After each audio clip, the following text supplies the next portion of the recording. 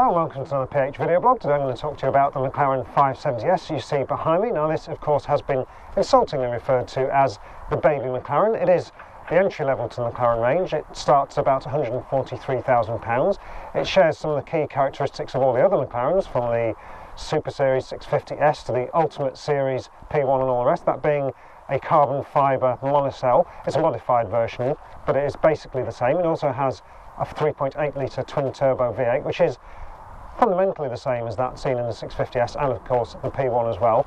But there are some key differences between the 570S and those other cars. Most notably, the bodywork on this car is made from aluminium, and that gives McLaren an opportunity to subtly change the way it looks compared with the all-carbon cars, and I think it's done a really good job. I think the 570S is an absolutely stunning car. The interior is in the style of McLaren's, really quite minimalist, certainly compared with the German rivals. It has, the first thing you notice is, look at this wheel. There are no buttons on it. It's pretty much round. That gives you quite an insight into the way McLaren thinks. It wants you to focus on the drive. All we've got is these shifter pedals here. We've got a kind of simplified version of the centre console from the 650S with its vertical touchscreen. Now seems to work, thank goodness. Now it's probably important that I talk you through some of the options on this car. I've got them on my phone here. So as I say, starting price £143,250, a 911 Turbo S, which has a bit more power. It's got 580 horsepower against this car's 570. That's about 145. An R8 V10 Plus at 610 horsepower, so more power still than that lovely charismatic V10. That starts at 135, so that's arguably a bit of a bargain in comparison. Now let's just see what McLaren has put on this car. We have got some special paint, McLaren Orange. That's 1,350. Super lightweight wheels, 2,810.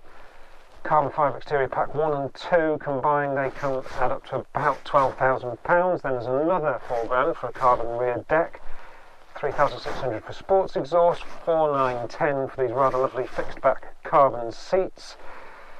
Loads of other bits and bobs. What it all adds up to is a total price of about £187,000, so just shy of 190. Now you're not far off the entry level price for a 650S there, so I get the feeling McLaren's probably quite carefully pegged the options on this car to make sure it doesn't overlap with the 650S. But one of the questions will be, does it overlap in the way it drives and out on the road?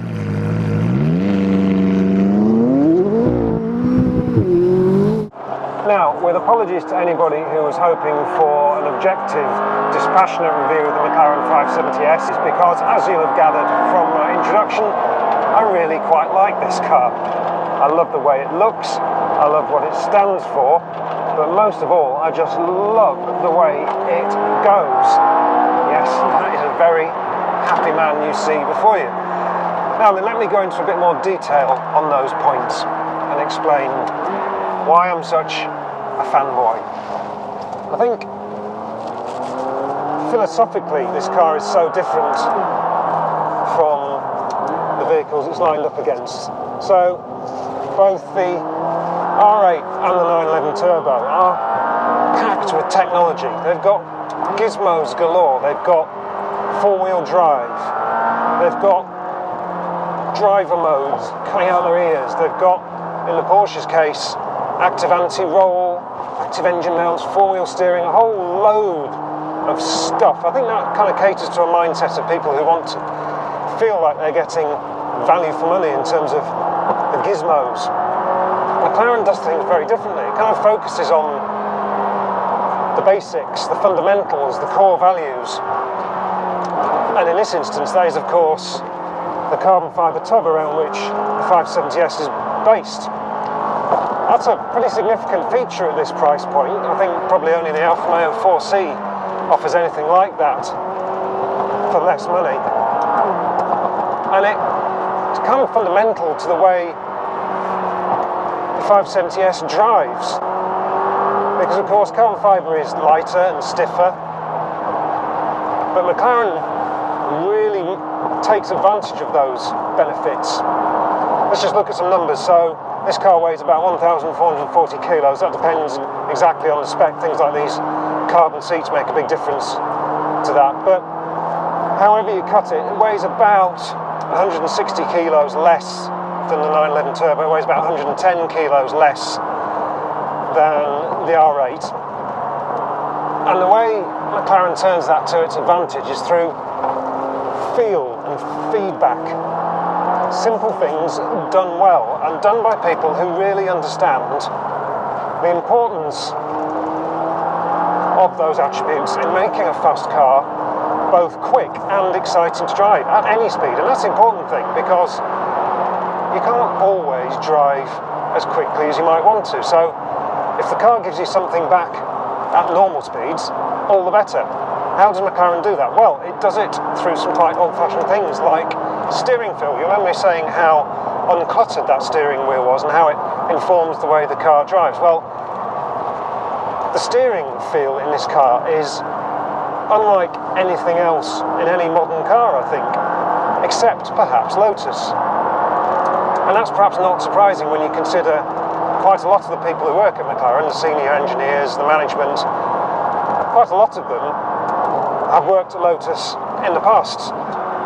Indeed, the boss, Mike Flewitt, he actually races an old Milan. So, given that background, it's perhaps not surprising that the steering in this car is the most detailed, the heaviest, and most nuanced I think you'll get in anything these days. It's just beautiful. It just ripples of feedback about what the road's doing. As you can see, this is a very bumpy road. I've got it set to the softest suspension setting of the three available. But I can feel the cat's eyes, I can feel the white lines, I can feel the cambers, and you can see the wheels moving around quite a lot. I think that might come as quite a shock to people who've got used to the kind of numb electric steering you get in most modern cars. The other thing that'll come as a shock is the brake pedals, because it doesn't feel like a servo brake pedal. It feels very solid, and the initial bite doesn't feel that dramatic. You really have to lean on it like you did in an old-fashioned car to really make it work. And that's impressive, because they're carbon ceramics, remember, so a lot of people usually complain that carbon ceramics have got harsh initial bites, but that's not the case with these brakes.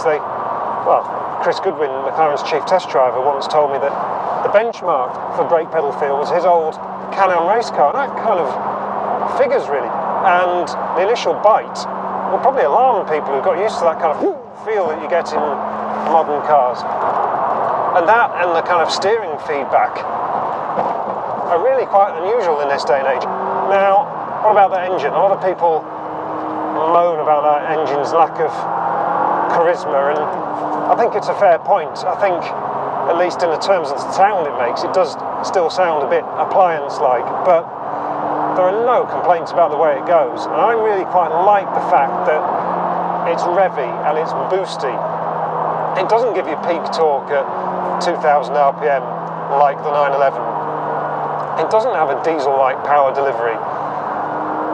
It has revs and it has boost. It feels a bit like a GTR in that respect. McLaren seems to have really engineered in that really exciting sense of it coming on boost. It just, the way it just picks up, like, wow, there, look at that. Okay, might not sound brilliant, but I don't think anyone's going to complain about the way it goes.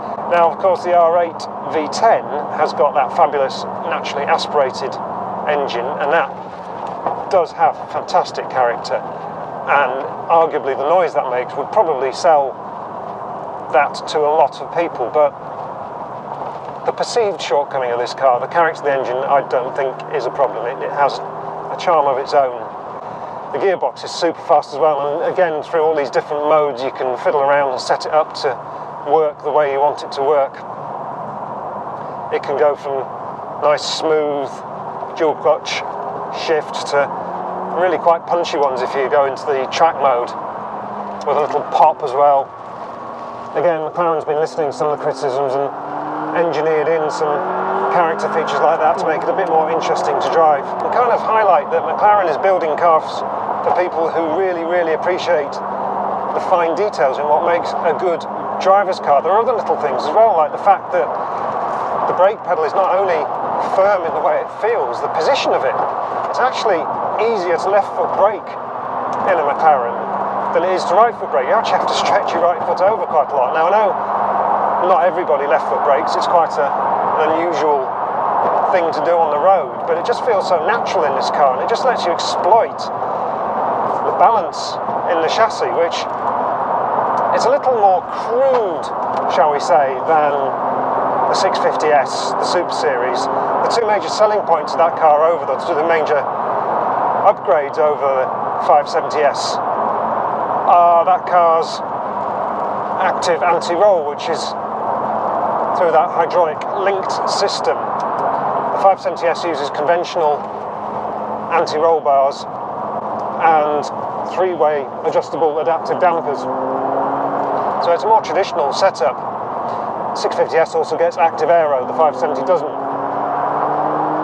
I actually quite like what that does, because it makes the 570S feel a bit more raw. You feel a little more connected to the road, again, like a Lotus. And it comes back to what I felt when I first drove a McLaren. I first drove a 12-seat, and my initial impression was, blimey, you know what? This feels like a really fast, really well done Lotus. And perhaps what Lotus would have done if it had ever built that Esprit, which was promised and never quite came to fruition, which is a shame really. But there's a very British feel in the setup of this car that isn't dependent on gizmos or gadgetry. It's dependent on setup and the expertise of the guys who build it, and I think that's a very admirable quality. Now, does that mean that you can use this car every day like you could a 911 Turbo or an R8? I think it's possibly a little bit far down the kind of supercar axis for that. You never forget, you can drive a 911 Turbo or an R8 in traffic, on the commute, and enjoy it on the open road and on a track as well. I think, although McLaren likes to position the 570S in that kind of realm, hand on heart, I think it's probably a little bit further down the junior supercar, the sports car end of the spectrum. I happen to quite like that. Not everybody will, but just in terms of, you know, the dihedral doors, the look of the thing, the way people stare at it, you're never allowed to forget that this is a much more exotic car than much of the competition. Does it stand up to the scrutiny of comparisons with Porsche and Audi in terms of the kind of the touchy-feely stuff? Well, I'm not entirely sure it does. There are some literal rough edges to this centre console that perhaps would upset someone who's grown up with the kind of premium German product. But given that McLaren's still a very young company, and the complexities required of mass production of a car in this day and age, I think we can forgive a few very, very detailed rough edges, because the fundamentals of this car are so well sorted and just speak volumes of McLaren's confidence in where it wants to be, what kind of people it wants to appeal to, and what it stands for. And to me, it stands for a company that is run by people who love driving and are proper car guys, and builds products for the same kind of people. Is this the best junior supercar, the best sports car in the market? I don't know. One thing's for sure, it's pretty much my favourite.